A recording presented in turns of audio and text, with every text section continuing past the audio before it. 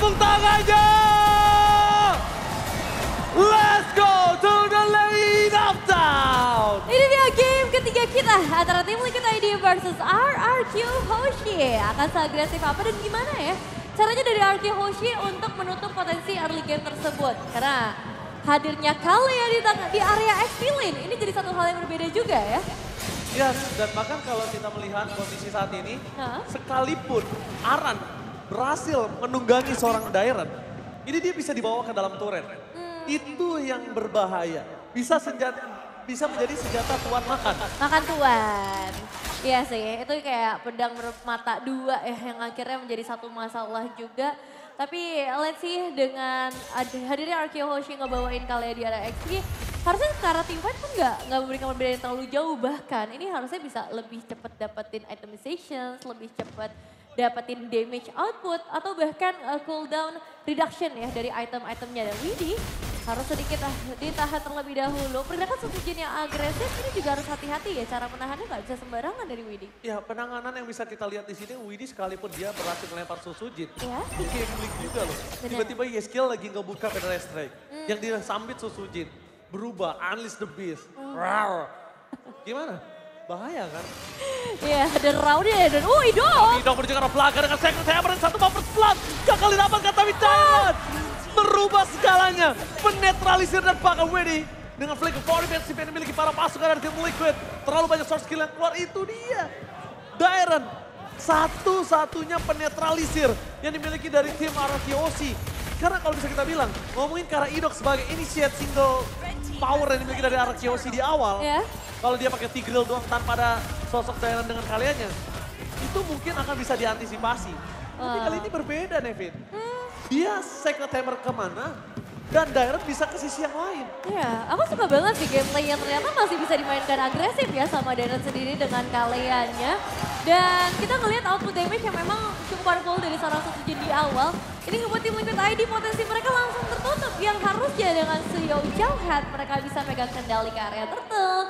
Mereka bisa ngedapetin keuntungan-keuntungan di awal. Dan ya sayangnya hal itu mungkin gak akan terlihat lagi. Namun Widhi memasak ke arah Idok. Jangan sampai dia ngelempar Idok karena itu berbahaya sekali.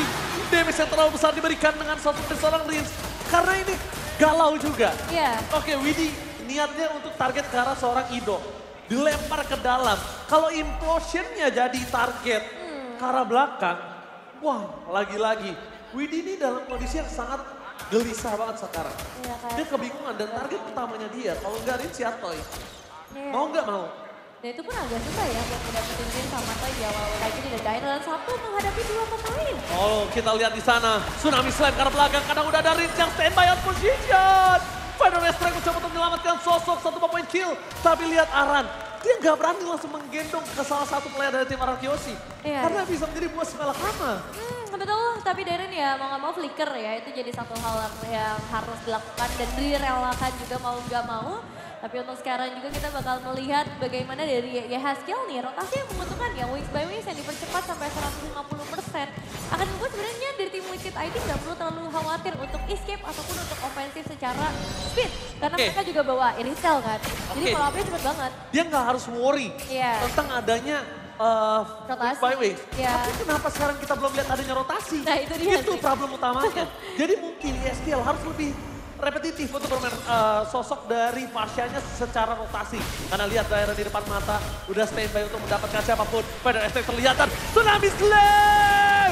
Berhasil menangkap ke arah belakang, berhasil bisa di sound point. Tapi lihat, implosion from Nido!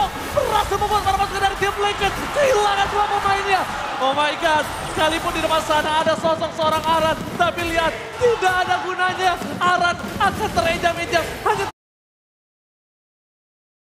tinggal menunggu waktu, and double kill di tangan dari Sosujin. Double kill untuk Sosujin, ini satu kombinasi yang benar-benar manis banget dari RRQ Hoshi. Harmonisasi dengan impulsion yang langsung connect ke bagian belakang. Yehaskiel harus dipaksa nge-trigger Purify, tapi bukan masalah itu.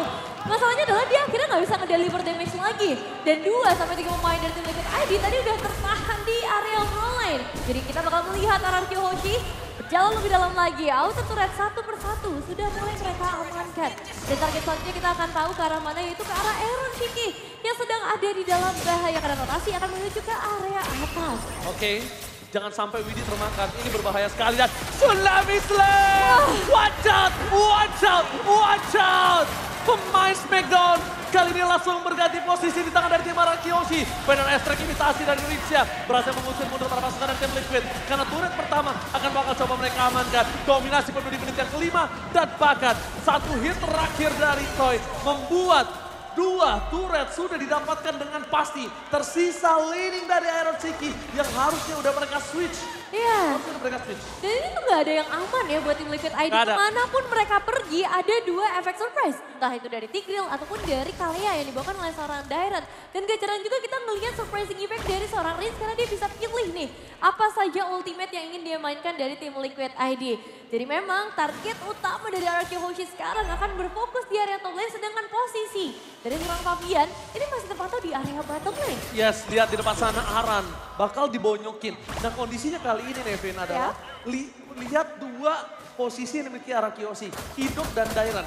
Siapa yang akan initiate power di depan dan siapa yang akan mengcover, ini tinggal tukeran. Jadi bisa dibilang, dua crowd control ini yang memastikan para pasukan dari tim Liquid itu nggak bisa masuk atau deliver damage maksimal. Ngomongin split push, sekarang juga nggak terlalu power dengan tidak adanya Moskov. Betul sih, apalagi Dairon juga udah langsung follow up ke bagian bottom lagi. Dan tadi sepertinya hanya butuh satu Feather Isaac saja untuk nge-secure karakter turunnya supaya zoning out ini bisa tercipta dengan baik. Yang memukul mundur juga ke arah Iron Ciki. Dan dengan perbedaan gold yang udah mulai kerasa, 3.800 keunggulan, kita melihat juga dari tim Liquid ID yang masih belum punya output damage. Hanya ada sekitar 3 item dari 5 pemain dari Conceal Play. Udah mulai dibuka. Oke, Idok. Wah. Oke, gak ada yang lihat. Tidak ada yang lihat. lihat. Gak ada yang lihat, tapi lihat Riz mundur ke arah belakang. Bahkan dibalikan kembali dengan Tsunami Slam. Ke arah seorang Winnie. Flicker mau defensif. Ada bisa menunggai satu orang. Tapi Sosoji itu strong. Satu bakal ditangan oleh seorang Toy. Double kill. Tembakan matang dari Toy. Flicker ofensif yang dibilang oleh sosok seorang Toy. Menjadikan satu poin yang mahal. Bahkan bukan hanya 1-2. Tapi Nevin, kita melihat initiate power dari Idok gagal. Kejedot, gak masalah. Tapi seperti yang sudah kita bicarakan. Dua, mereka tinggal pilih siapa yang maju, siapa yang mundur. Betul, jadi kayak emang ada backupan yang akan langsung hadir dari Dairon.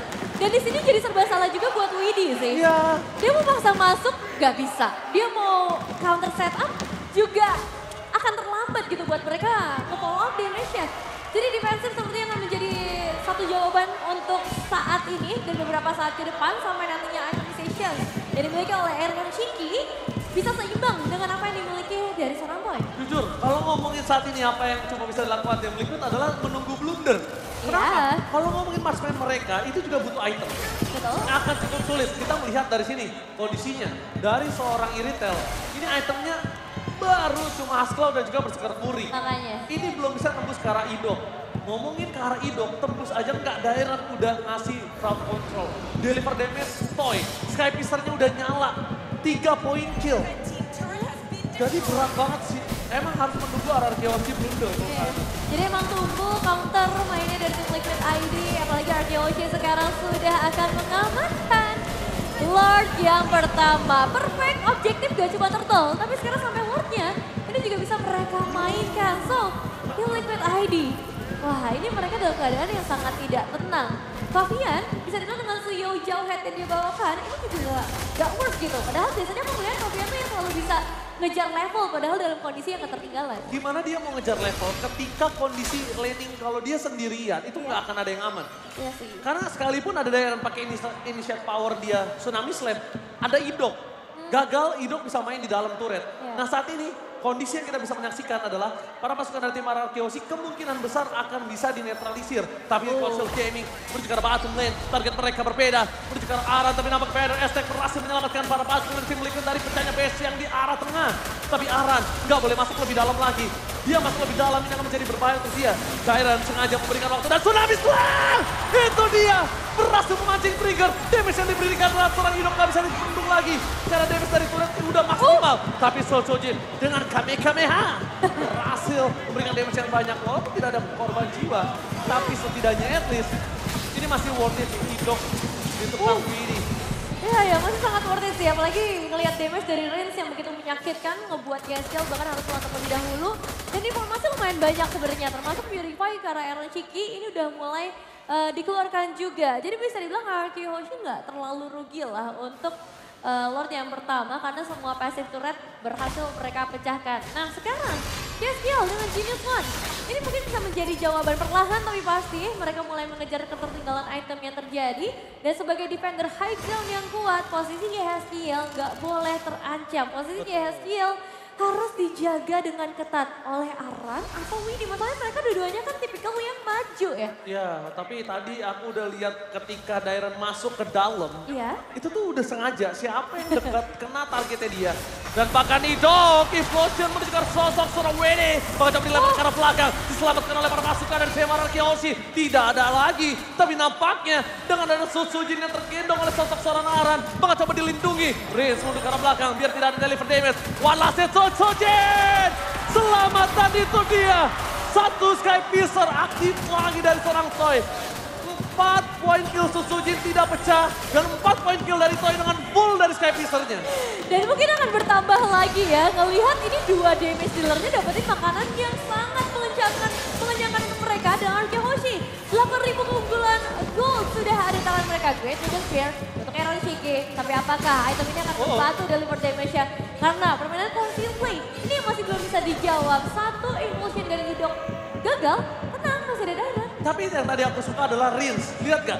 Gimana Rins bikin barricade. Yep. Dimana Rins ngeblokade damage dealer dari tim Liquid untuk gak bisa masuk. Sekalipun maksa masuk, ya minimal akan ada barter. Benar. Susujin memang shutdown. Tapi para pasukan dari tim Liquid juga pasti akan ada yang hilang. Iya. That's why dari tim Liquid ada baiknya. Dibanding dia harus kehilangan 2. Aran dan 1 orang lagi, mending dia kehilangan Aran aja yang udah pasti hilang. Bener sih. Mereka harus mulai merelakan salah satunya ya. Dibanding 2. Untuk dapat keuntungan yang lebih banyak kan. Karena itu dalam posisi kayak gini. Nafasnya masih ada. Betul. Dan mereka harus cari pertukaran. Daripada diam-diam doang gak dapetin poin eliminasi. Kayaknya akan jauh lebih baik hilang 2 tapi dapat Susujin atau dapat Toy. Untuk memecahkan ya at least taking Sky Pierce atau ngedapetin gold juga. Supaya mereka bisa kejar nih 9.000 perbedaan goldnya. Ditambah lagi sekarang Wave Minion ini benar-benar ditahan. Akan didorong dengan waktu yang sama bersamaan juga dengan Lord yang muncul dari area mid lane. Wah ini sih aku bener-bener ngeliat Toy-nya bebas banget mainnya.